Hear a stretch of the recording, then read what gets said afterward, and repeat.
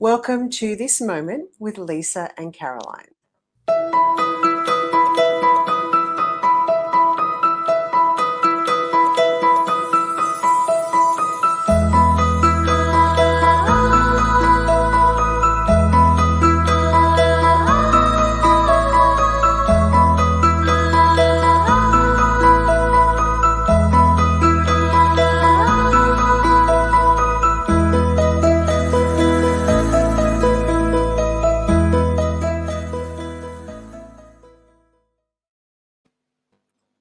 Thank you so much for joining us, whether you're watching us live or in the replay. We're here to illuminate the core of the feminine force because that's what Caroline and I love to do. And we've had some interesting discussions this week. And one thing that came up for us was this fog, like this fogginess around how we can find clarity or like what's actually really happening in our lives. And there was this fog happening, and we had this fantastic conversation around it. And Carolyn shared some amazing things, which I've invited her to. Let's re-talk about it today. So Carolyn, welcome. Great to see you again. Always enjoy seeing your smiley face. Oh, yeah. It's always fantastic when we get together, Lisa. We create a little bit of magic between us, I think. And we hope everybody else enjoys that too. And welcome, everybody. Delighted to have your company here again. And yeah, it was really interesting because it's like we were talking before we came on here about being emergent designers, because Lisa was talking about it before we came on, and I've been talking to Laura, my daughter, about it, saying, being a designer. And then actually I was saying to my daughter, saying, it's funny how then I realized when I studied mindfulness that to actually take a step back and I realized the most potent and the most, I suppose, powerful thing that you can do is start to design your life from the inside out. So when you take that, when you start to calm your mind and you start to learn about meditation and stillness, then it gives you the power to actually have that control where you step back and you become this emergent designer of your own life. And you can start to have awareness around yourself and your own behavior and the patterns and the unconscious conditioning that you actually are living from. And once you realize that, then you become this conscious designer, that you can design your life and choose, how am I going to move through my life consciously? And that becomes a kind of an art that you live your life through. And it starts to take away that fogginess, because the fogginess is, I guess, when I suppose there's that disconnection from your knowing and where you are being guided to go. So you're living from this unconscious conditioning, subconscious conditioning of culture and society and things that you feel you should be doing, but it doesn't just feel right with you. Your emotions are kind of telling you no, and then you're trying to suppress them because you want to fit into the culture or you're trying to please everyone. So you have this fogginess all the time. So you're jumping around, and it's not until you kind of start to sit in stillness and you start to really start to have an awareness of yourself and noticing your emotions, allowing them come up and be processed, and then starting to calm your mind. And then when your mind is calm, you have clarity, and then you can move forward and create that kind of conscious life. And what we were talking about actually yesterday was around the fogginess in society at the moment, and how people are finding, and Lisa was saying that she was meeting people, and I was noticing the same, that there's a kind of, especially with everything's very challenging and everything is changing, all the social structures are changing at the moment. And Lisa, you were sharing that people were saying they're not really sure where they should be or what they should be doing. And I was just sharing with Lisa last night that I feel that it's a redesign of society. So it's not just the individual person is being redesigned, but society is actually being redesigned and recalibrated, and that is, it seems challenging, and it means that it's a changing time. It's a time of great change, but there's also great possibility in that, because when people start to go within themselves and start to ask the questions, what are my skills? What's my uniqueness? What are my unique skills and talents? What can I bring to the world? Where am I to serve? Then when they are, moved into those positions that they're supposed to be in, then they find their purpose. And for me, I have this really strong intuition that everybody's supposed to get into their correct positions at the moment. And that's why everybody's getting this fogginess, because they know they need to move around. They might need to move jobs. They might need to move partners. They might need to move careers, might need to move house. They might need, there's this movement happening, and it's really exciting in one way, if you look at it like that, because I can kind of see it like a redesign. And it's just that people in that rethink. But once people are, connect to their own knowing and their intuition, both men and women, they will find themselves in that right spot. And when they find themselves in that right spot, they get this energy, because they get their vitality then, and they can become really empowered in the world, and they can really start to, be, I suppose, able to respond to the times that we're in.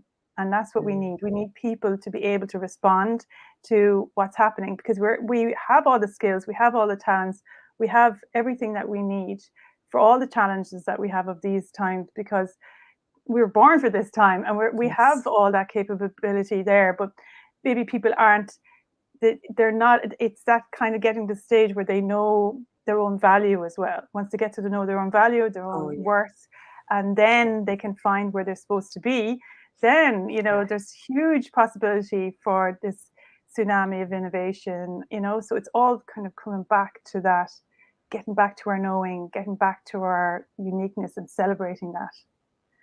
Oh, it was such a great summation. I feel like I just want to amplify that all over the world, right? If we could just let everyone hear that, because it is just so predominant now. The number of women I'm working with that are coming to me that are feeling this, that they're not clear, they don't know where to go, they've lost it, and they're not feeling good in their life, they're feeling stuck. And I think that is exactly right. It's like, for me, even this call, for me, there's been a call to move. And it's like, we need to identify where we need to be and to move into that place. But it's part of a flow, right? So one of the things, as I was listening to you, that was coming up for me was, what often stops people from doing that is they don't know how to do that. And it's in that moment, it's like, okay, I'm ready to step into that place, but how do I do it? And what I'd like to suggest is that what you're feeling will be the key to that. So if you're having even we talk a lot to mothers and daughters, if you're having issues with your daughters, whatever emotion is coming up for you right now is the pathway to finding that next place, which sort of sounds a bit weird, but it actually is true, because the emotion stops us from taking action. It often stops us from being clear and having that deep connection to our own intuition. So our work is to actually address what we're feeling right now. What am I feeling? Why am I feeling that? What emotional need is being activated in this moment? Because that's the only reason I have a reaction. It's not because of what's happening in front of me. It's because it's activating a part of myself. When I start to look at that and own that and actually allow the emotion to process, I get more clarity. And then I feel more connected to myself. When I'm still, I'm more connected to myself. And then I start to get a sense of where I need to be and what I need to do.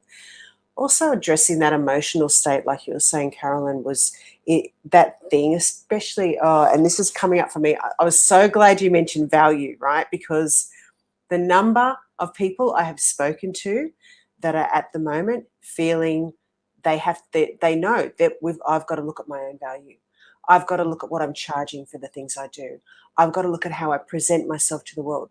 We are being called to step into our own value and to actually see the incredible skills and expertise that we've developed. Because, I mean, I don't know, maybe I would like to say women especially. I know a lot of men do this too, but all of the women I work with, they have this incredible tapestry of knowledge. They've done so many things. They've not just done one job all their lives. Like, so many women have just had this beautiful tapestry, and it's really valuing that and knowing that it's your responsibility, how that lands on other people. you're not responsible what other people can afford to pay or how other people access you. Mm-hmm. You're responsible for stating your own value in this world. And I do believe that that emotional work is what is going to help us all get back into that place of knowing where we need to go and where we need to sit, because we are stopped by that feeling of obligation. I should be doing this. But no, actually, if your role is to be a commander and help people move around, why would you be down there like digging out the trenches? Because you're actually being wasted. That is your role. That is like, and you're no better, you're no worse. It's just that we all have a part in this beautiful design to play. And if we're not playing our part, we're not helping the whole. We don't help ourselves and we don't serve the whole. Absolutely. Yeah. I see it like life is like the creative director, right? The creative director is in control of everything that happens and has the master plan and gets the senior designers to put the plan into action because they've got the most experience and the highest mastery. And then it trickles down. So it's kind of like, you need to be, it doesn't make any sense for somebody, with, 30, 40 years of experience of life to be undervaluing themselves, because they are bringing, immense value to the world. And also, I suppose, when they start to really feel into their own value, they're changing the whole vibration. And they're actually, what is happening is they're letting go of fear within their body, Yes. and we know the two real emotions are, the real emotion is love and, joy and, compassion. That's our true nature. And that's what we're always trying to get to. And it's the negative emotions are the ones that are actually attached to fear, and they're attached to the places in ourselves that we hold fear. And we use the words like unworthiness and not valuing ourselves. It's actually all manifestation of holding fear in our body. So when those feelings come up, it's always a fear, it's a different form of fear. It has a different word, but it always feels like a fearful state that we're in. And the more we release that, the more that gets released in the world. And if you want to talk about, the planet as such, it has a huge effect on the whole system, the whole interconnected, interdependent system of life itself, when we can release that. So it's not that it's just even value in money, valuing ourselves. It's actually what our body, our physiology and our health is improved. So it's a holistic viewpoint, it improves the whole of our human design. Yeah, that's absolutely true.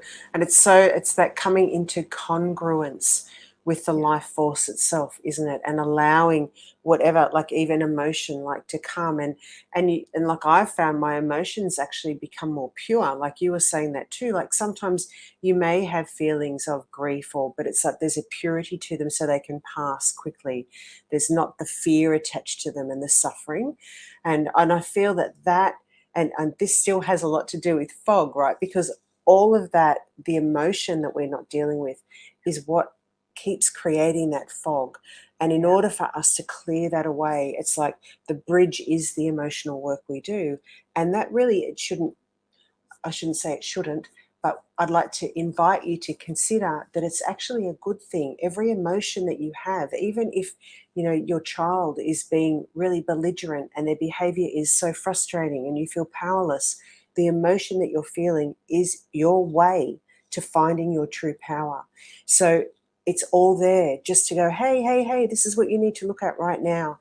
And that helps you step out of that fog, because you are moving. If you can consider that in each moment you are moving towards the place that you really need to be. This is part of the process. This is the emerging design that's happening in your life. And if you embrace it and go with it, you very clearly will find and feel where you need to be and how you need to be.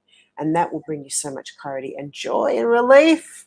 Yeah, and it's so exciting, like to think that if everybody was connected to themselves, where they would be put and how things would be redesigned in society, and the possibility of that, and the fact that there is this big, massive shake-up, because things don't change unless there is a shake-up, and it's like the blacksmith in Ireland. We have a lot of spirituality, kind of when we talk about the blacksmiths, because they have to be put into the fire. You have to put into a fire to be able to be molded. Metal has to be molded under extreme heat, you know, so extreme pressure and changing times makes us, you know, be moldable, you know. And I suppose that's when at the moment we're being moved around, and, you know, it's how you look at it. If you see it as, you know, being redesigning an update, you know, a design update, you know. Yeah, that's so true.